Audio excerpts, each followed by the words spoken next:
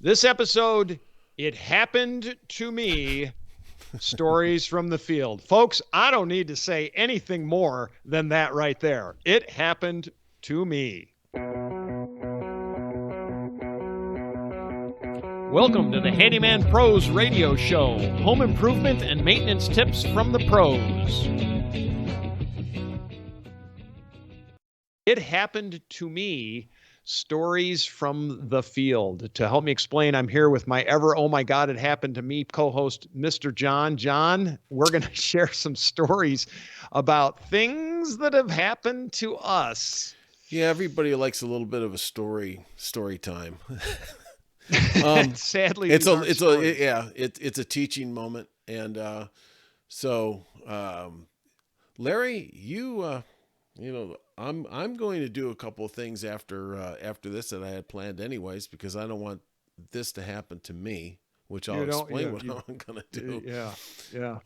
But as I understand it, you had a nice weekend. Johnny. So, folks, I'm going to set the backstage. I've told you before, but I own some rental properties. And so here I am sitting at the house on Saturday night, just minding my own business, when lo and behold, across comes a text. My toilet is backing up into the shower. And I am like, oh no. And folks, this particular tenant, I had instructed them that using flushable wipes was probably not the greatest idea in the whole wide world. And in fact, it made us revamp our whole lease as a result of this particular episode. But it's made us make sure. And we've talked about this before, right? Multiple times, I believe we've talked about this. Things you should not put down the drain. Now, folks, this rental property was how far from your house? It's a couple of hours away. So was that Sunday then? This happened Saturday. Actually, it was Saturday afternoon.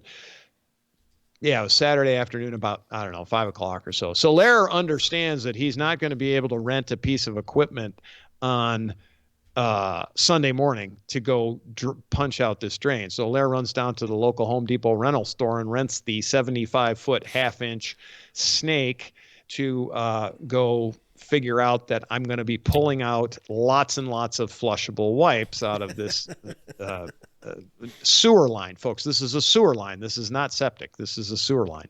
Really, really don't put those things down in your septic system. Anyway, sure enough, what did I spend all day doing in the rain on Sunday? And it was raining, by the way, of course, which actually in some ways I'm not going to say it probably wasn't better, because it probably was better because the smell and the nastiness was being washed off. Misery loves company.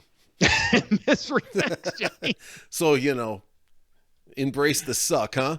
Embrace the suck. So anyway, I get to the clean out, which, of course, is the water is flowing out of the top of the clean out, which I guess in some ways is thank God, because it wasn't flooding in the house. Get in there, snake that bad boy out. And I spent a good, more than a half a day, probably more like 5 hours. And honestly, was that a nice ride down there? The ride down was okay. The ride back was not so much fun. Sorry to make fun of at Larry's expense. Just keep going. It's fine. The key was, though, here's kind of the downside. So I have this rooter snake, downside. Right? Okay. Yeah, there's a downside. So I have the half-inch rooter snake, and I pounded that thing against, and I even found plastic bags inside this drain, John. I pulled out a blue plastic bag. Now, why I don't believe that this was my tenants. I think this predates me, or predates this particular tenant group. I think it predates me actually owning the house. Maybe that was the bag that was stopping the flushable wipes. So now they can go back to flushable wipes. Long story short, I did not get the drain clear. We ended up pulling. I say we because I had an assistant with me. He showed up after a while, and anyway, we pulled the drain snake out of the clean out pipe and laid it out towards the street, towards the main line and the sewer line. That son of a gun was right dead in the middle of the street. When I pulled that sewer line out, right, the snake line out, Johnny, right in line with all the manholes up and down the street. I mean, right there at where the joint of the sewer line connects to the main line. And I'm like, you've got to be kidding me. That's a major, So that prompted a call to the city because I am not cutting asphalt and digging into no, sir. So called the city. Long story short, city came out with a high pressure jetter and jetted the line and knocked out whatever the blockage was, and they didn't see it, so they couldn't tell me. But they knocked out the blockage in going into the main thing and got the sewer line redone. Now they were also at some future point, we're going to go put a camera down there because, to give you perspective, this house is approximately 70 years old, and I don't believe that the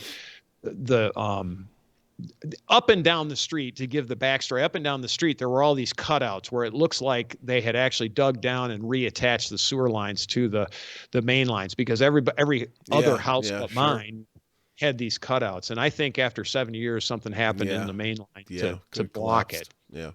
It collapsed or something. I don't know. I really don't know. But they're going to go back and check that out. And hopefully all of that will be no cost to me. But folks, when I say it happened to me, it happened to me. And you really, the average person, does not want to pull out these flushable wipes on this drain snake, because this is not a fun, enjoyable way to spend Sunday afternoon in any way whatsoever.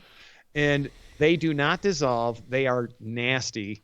And we say it all the time, but we're going to say it again. Don't flush those things down there. Don't put cooking grease and oils down there. Put that stuff in the fridge, solidify it up, and throw it out. Put it in the freezer and freeze it, and then throw it out. Works great. It's the way to do it. Don't put paper towels down there. Don't put plastic bags down there. Don't put toys down there. Kids, children, don't flush your toilets down there. I know Johnny used to flush his Legos down there. How do I know? Because I know how he was. No, I had a guy. I was a friend of mine. His nephew flushed a ball down into the toilet. And he had to wind up replacing the toilet because he couldn't get the ball. The ball was stuck right out in of the toilet. Yeah, in the neck of the toilet, right? That was during Christmas time. So of course, it always happens, right? So this is another thing. It happened to me, stories from the field type of thing, right? You don't want these things happening when you have people over, and the last thing you want to do is go to work, right? Oh. During the football game and after dinner or whatever, Trust me, folks, you don't ever want to go get in the do car this and drive. Yeah. And oh, by the way, this is going to produce probably sometime before Christmas, but the holiday seasons, there's two busiest days for plumbers, two busiest days of the year for plumbers: Thanksgiving, Christmas. Those 2 days. Why? Everybody flushes all their turkey crap down the toilet. Well, not only that, but it's easy to overwhelm some of this. It's easy to overwhelm your plumbing if you have a whole bunch of people there and you've got a whole bunch of things going on. Whether you're in the kitchen and the bathroom or people taking showers. If you think about it, wow, there's a lot going on there, and a lot. So codes being what they are, try to keep up with it, but you just never know, You just never know. Because right after this recording, I have 2 new batteries for smoke detectors in the house.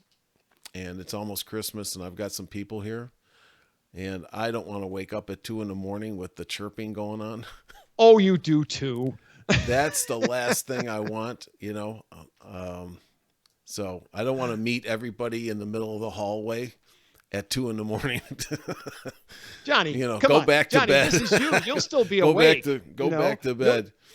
You'll still be mixing drinks at the bar at 2 o'clock in the morning. Come on. Yeah, I'll be awake. You can't kid us. Throwing those smoke detectors out the window or something. But they keep chirping.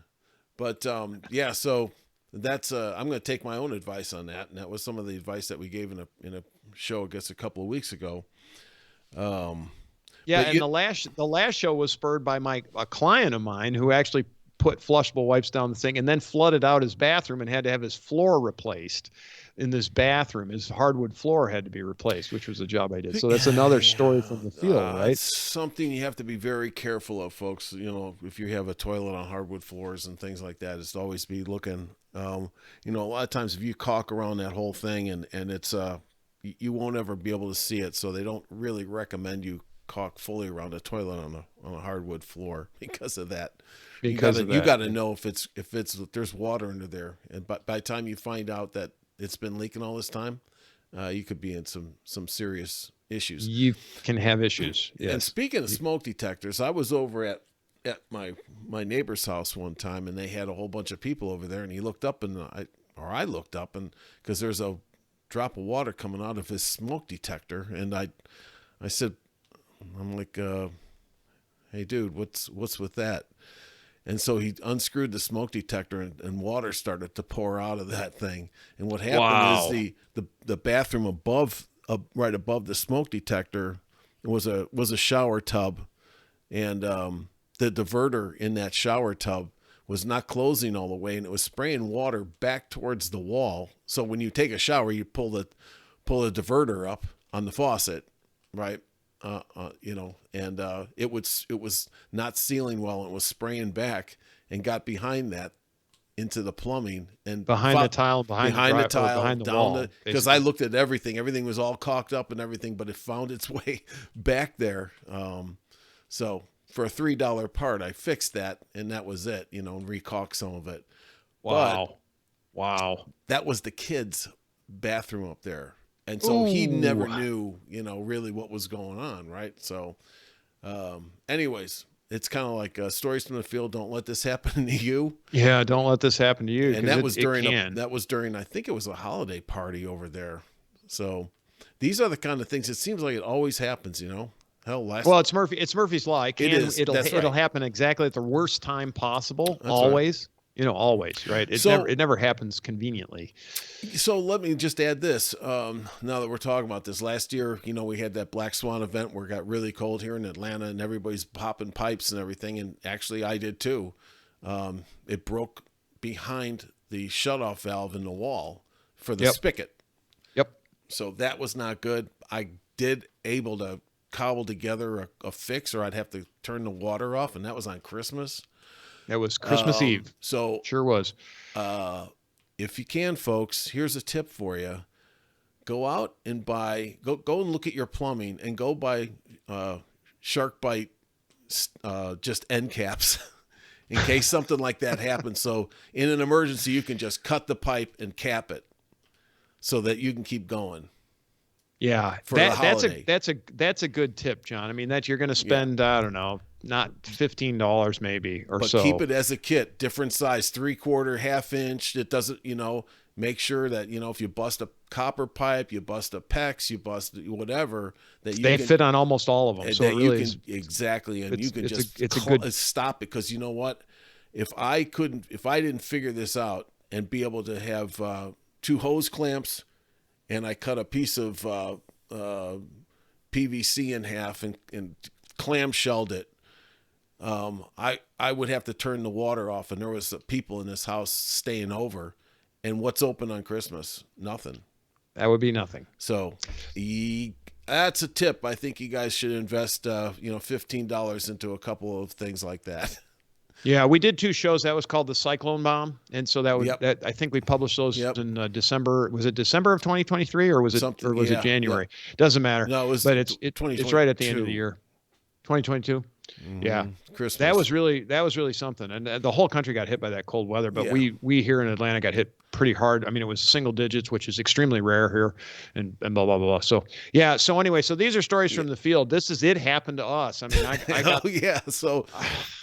We're we're trying to, dispense some information for you folks out there so you don't get, caught like that. I get it. I get it. Johnny, when the aliens abduct you, what sort of I'm just not going to talk about plugging anything when never mind. Shark bite plugs. All right, folks, if you would please subscribe to our channels, either on your favorite podcast player or on YouTube. If you're watching, we are doing YouTube now, so it's out at Handyman Pros Radio Show. If you have any questions, comments, concerns, contact us. Questions at Handyman Pros Radio Show. We're on Facebook at Handyman Pros, plus Handyman Pros Radio Show is out there on Facebook as well. Johnny? That's it. That's the end of the show. And folks, have a great week, and we'll see you next time on the Handyman Pros Radio Show.